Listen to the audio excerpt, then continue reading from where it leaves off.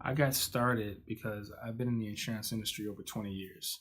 And I owned an insurance agency in 2008.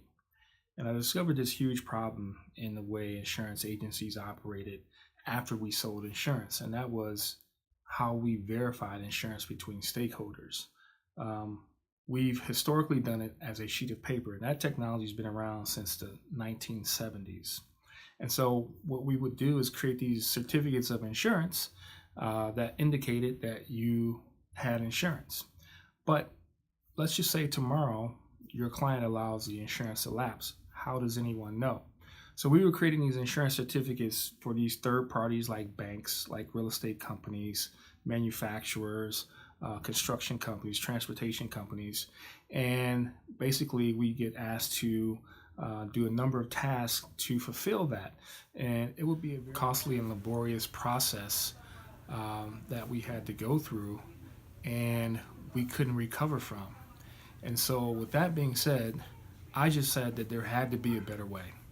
And I began to call out to a number of what I call industry veterans or wise men. And I would ask them about the insurance verification process, and every one of them said the same thing, that it's a very costly process and no one wins from it, especially the insurance agent, because it's all based on a sheet of paper. I said, well, what if we digitize the information and allow the information to be shared between those stakeholders? And so one of the first things I had to do was identify who are all those stakeholders to the insurance contract. And so in identifying it, I figured out that there were four stakeholders in every insurance contract. There's the insured who buys the insurance. There's the agency who sold the insurance. There's the carrier or insurance carrier who provided the insurance. But the biggest stakeholder is the third parties who want verification of insurance. And so who are some of those third parties?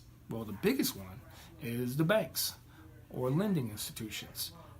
Every asset in this country or the world, usually it has a bank that has provided a loan to that asset.